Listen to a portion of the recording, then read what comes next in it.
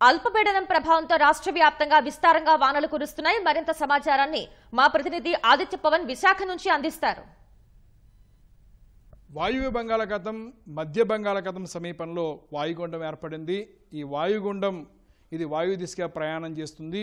రేపు పూరి తీరానికి దగ్గరలో ఇది తీరం దాటే అవకాశం ఉన్నట్టుగా విశాఖపట్నం వాతావరణ కేంద్రం చెబుతోంది.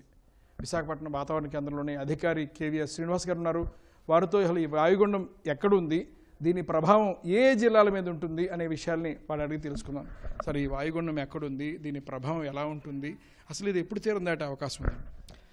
ఇది నిన్నటి రోజున ఏర్పడిన ఈ అల్పపీడనం అది క్రమేపీ బలపడి ఈరోజు ఉదయానికి అది వాయుగుండంగా మారి ప్రస్తుతం అయితే ఇప్పుడు ఇది వాయు బంగాళాఖాతం మరియు పశ్చిమ మధ్య బంగాళాఖాతం ఒరిస్సా తీరం మరియు దానికి దగ్గరలో ఉన్న ఉత్తరాంధ్ర తీరానికి దగ్గరలో పూరికి ఆగ్నేయంగా 70 కిలోమీటర్ల దూరంలోను, గోపాల్పూర్కి తూర్పుగా 130 కిలోమీటర్స్ దూరంలోను, అలాగే కలింగపట్నంకి తూర్పు ఈశాన్యంగా అంటే ఈ డైరెక్షన్లో 240 కిలోమీటర్ల దూరంలోనూ ఇక్కడ వాయుగుండంగా కేంద్రీకృతమైంది. అది క్రమేపీ వాయువు దిశగా అంటే ఈ డైరెక్షన్లో ట్రావెల్ చేస్తూ ఇది ఒరిస్సా తీరంలో ఉన్నటువంటి పూరిని రేపు ఉదయానికి వాయుగుండంగా తాకేటువంటి ఛాన్సెస్ ఉన్నాయి. అలాగే ఫర్దర్గా ఇది ఈ వెస్ట్ నార్త్ వెస్ట్ డైరెక్షన్ అంటే ఈ పశ్చిమ వాయు దిశలో అదే డైరెక్షన్లో ఒరిస్సా, ఛత్తీస్గఢ్ ఆ రాష్ట్రాల వైపు వెళ్తూ క్రమేపీ అది సబ్సిక్వెంట్ 24 అవర్స్లో బలహీనపడేటువంటి ఛాన్సెస్ ఉన్నాయి. ఓకే, ప్రభావం ఎలా ఉంటుంది, ఏ జిల్లాల మీద ఉంటుంది సార్, ఎలా ఉంటుంది?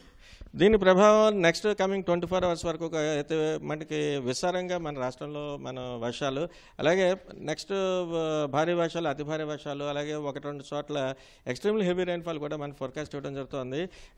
స్పెసిఫిక్గా చూస్తే అల్లూరు సీతారామరాజు, ఏలూరు ఈ 2 జిల్లాల్లో కూడా ఎక్స్ట్రీమ్లీ హెవీ రైన్ఫాల్ కూడా నెక్స్ట్ కమింగ్ 24 అవర్స్లో వచ్చే ఛాన్సెస్ ఉన్నాయి. నెక్స్ట్ భారీ నుంచి అతి భారీ వర్షపాతం కూడా ఉత్తరాంధ్రలో ఉన్న మిగతా అన్ని జిల్లాల్లోనూ, అలాగే దక్షిణ కోస్తాలో ఉన్నటువంటి ఎన్టీఆర్, కృష్ణా, గుంటూరు ఈ జిల్లాలో కూడా భారీ నుంచి అతి భారీ వర్షపాతం కూడా వచ్చే ఛాన్సెస్ అయితే మనం ఉన్నాయని చెప్తున్నాం. అలాగే నిన్న ఏర్పడినటువంటి అల్పపీడనం దృష్ట్యా గడిచినట్టు 24 గంటల్లో యాజ్ వీ ఫోర్కాస్టెడ్ రాష్ట్రంలో విస్తారంగా మోస్తరు వర్షాలు, భారీ వర్షాలు, అతి భారీ వర్షాలు, అలాగే 1-2 చోట్ల ఎక్స్ట్రీమ్లీ హెవీ రైన్ఫాల్ కూడా రియలైజ్ అవ్వడం జరిగింది. అత్యధికంగా అయితే ఏలూరు జిల్లాలో ఉన్నటువంటి కూక్నూరు, నెక్స్ట్ పోలవరం ఈ ప్రాంతాల్లో 27 సెంటీమీటర్స్ రికార్డ్ అయింది. నెక్స్ట్ హైయెస్ట్ చింతలపూడిలో అయితే 18 సెంటీమీటర్స్ రికార్డ్ అయింది.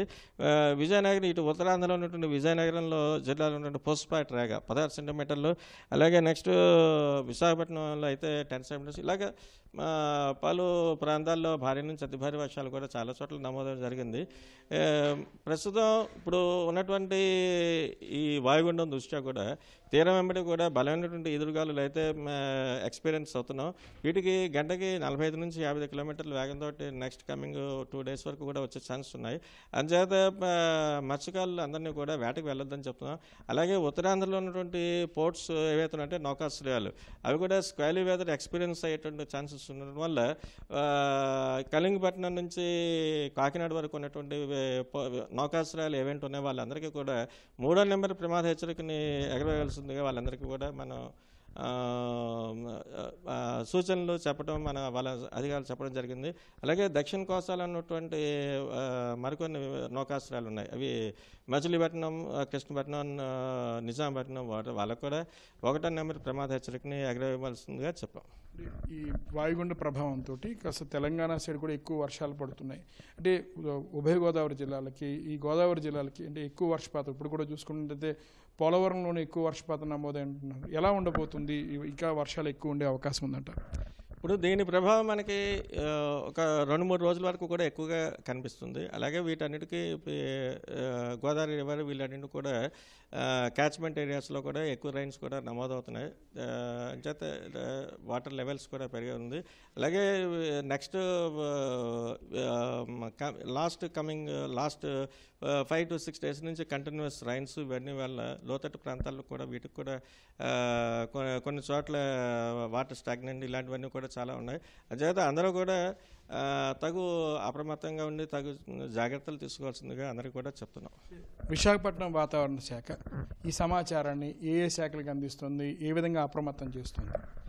ఇప్పుడు ఇటువంటి సమాచారం ఎప్పుడు కూడా మన విపత్తు నిర్వహణ శాఖ నుండి డిజాస్టర్ మేనేజ్మెంట్ కమిషనర్ వాళ్ళ కార్యాలయాలకు సంబంధిత అన్ని కలెక్టరేట్ ఆఫీసెస్కి అలాగే చీఫ్ సెక్రటరీ కార్యాలయానికి వీళ్ళందరికీ కూడా ఎవరైతే దీనికి సంబంధించిన రిలేటెడ్ ఆఫీసర్స్ ఎవరైతే ఉన్నారో అలాగే ఫిషరీస్ డైరెక్టరేట్స్ అలాగే పోర్ట్ అథారిటీస్ వీళ్ళందరికీ కూడా ఎప్పటికప్పుడు మనం టైం టు టైం మనం ఇస్తున్నాం. అలాగే సోషల్ మీడియాలో ఉన్నటువంటి ఫేస్బుక్ అయిన మన తుఫాన్ హెచ్చరిక కేంద్రం యొక్క ఫేస్బుక్స్ ఉన్నాయి. అలాగే నెక్స్ట్ ఇన్స్టాగ్రామ్స్, ట్విట్టర్స్ ఇవన్నీ కూడా మనం చేసి వాటి ద్వారా కూడా సోషల్ మీడియా ద్వారా కూడా మనం కూడా ఈ సమాచారం అంతా కూడా మనం అప్డేట్ చేస్తున్నాం. అలాగే నెక్స్ట్ భారత వాతావరణ విభాగం సంబంధించినటువంటి వెబ్సైట్స్లో వాళ్ళ ఫేస్బుక్స్ అన్నింటిలోనూ కూడా వస్తుంది. అలాగే వేరియస్ ప్రెస్ బులెటిన్స్ వీటన్నింటి ద్వారా కూడా జనరల్ పబ్లికే కాదు, జనరల్ పబ్లిక్ కానీ లేకపోతే రైతాంగానికి కానీ నెక్స్ట్ మత్స్యకారులు అవనండి, పోర్ట్ అధికారులు ఎవరైతే దీనివల్ల ఎఫెక్ట్ అవుతుంటారో వాళ్ళందరికీ కూడా ఎప్పటికప్పుడు మనం సమాచారం అందిస్తున్నాం. విశాఖపట్నం వాతావరణ కేంద్రం ముఖ్యంగా ఇటు రాష్ట్ర ప్రభుత్వ ఉన్నతాధికారులతో పాటు మొత్తం ప్రజానికానికి కూడా ఏకకాలంలో తెలిసే విధంగా అన్ని విధాల అన్ని సమాచార మాధ్యమాలను వినియోగించుకుని సమాచారం తెలియజేస్తుంది. రేపు ఉదయం ఈ వాయుగుండం పూరి దగ్గర తీరం దాటే అవకాశం ఉందని చెప్పి స్పష్టం చేస్తున్నారు. మరోవైపు మరో 2 రోజుల పాటు కూడా భారీ వర్షాలు కొనసాగే అవకాశం ఉన్న తరుణంలో అధికారుల్ని అప్రమత్తం చేసింది విశాఖపట్నం వాతావరణ శాఖ అధికారులు. కెమెరా పర్సన్ శ్రీనివాస్తో ఆదిత్య పవన్, విశాఖపట్నం.